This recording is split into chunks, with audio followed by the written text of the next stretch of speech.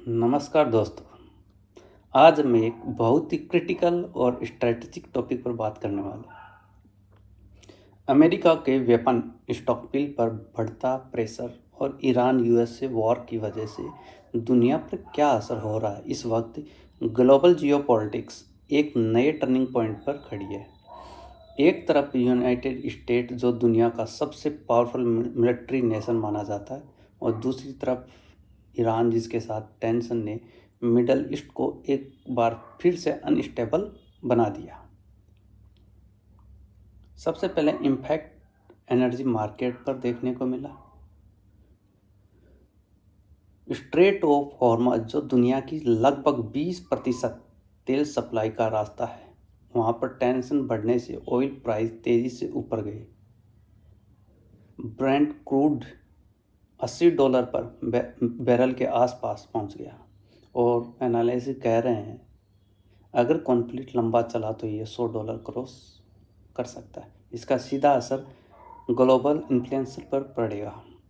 Fuel महंगा होगा, transportation cost बढ़ेगी, और आम आदमी पर महंगाई का बोझ और ज़्यादा होगा।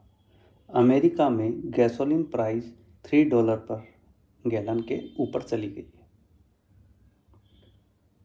जो कंज्यूमर सेंटीमेंट को इम्पैक्ट कर रही है। दूसरा बड़ा इम्पैक्ट ग्लोबल शिपिंग पर पड़ा। स्ट्रेट रीजन में टैंकर मूवमेंट स्लो हुआ। कई शिपिंग कंपनीज ने अपने वेसल्स रोक दिए, जिससे सप्लाई चेन डिस्टर्ब हुई। मैन्युफैक्चरिंग और लॉजिस्टिक सेक्टर पर कॉस्ट प्रेशर बढ़ गया। तीसरा इम्पैक्ट मिलिट्री रिसोर्सेज पर। अमेरिका ऑलरेडी इजराइल को मिलिट्री एड दे रहा है और यूरोप में अपने अलाइज को सपोर्ट कर रहा है। ऐसे में अगर ईरान के साथ डायरेक्ट या प्रॉक्सी कॉन्फ्लिक्ट बढ़ता है और ज़्यादा, तो missile, drone, air defence systems और नवल डिप्लॉयमेंट्स की डिमांड और बढ़ेगी। इससे वेपन स्टॉकपिल पर शॉर्ट टर्म प्रेशर आ सकता है। डिफेंस प्रोडक्शन कैपेसिटी स्ट्रॉन्ग है, लेकिन एडवांस मिसाइल सिस्टम और प्रिसीजन गाइडेड मुनिशन को रिप्लेस करने में टाइम लगता है। ये कोई सिंपल कंज्यूमर प्रोडक्ट नहीं होता। ईरान की इकोनॉमी पर भी इसका गहरा असर हो रहा है। पहले से सैंक्शन और हाई इन्फ्लेशन से जूझ रहा है ईरान, अब और इकोनॉमिक स्ट्रेस फेस कर रहा है। करेंसी डिप्रिसिएशन और सप्लाई डिसरप्शन से वहाँ कॉस्ट ऑफ लिविंग क्राइसिस और इंटेंस हो सकता है।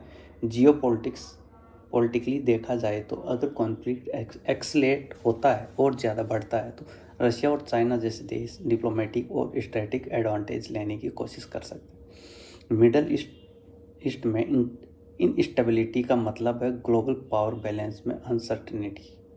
इंडिया के लिए भी यह सिचुएशन इम्पोर्टेंट है, क्योंकि India energy import dependent economy है। ऑयल प्राइस स्पाइक का सीधा असर इंडिया की इन्फ्लेशन और फिस्कल डेफिसिट पर पड़ता है।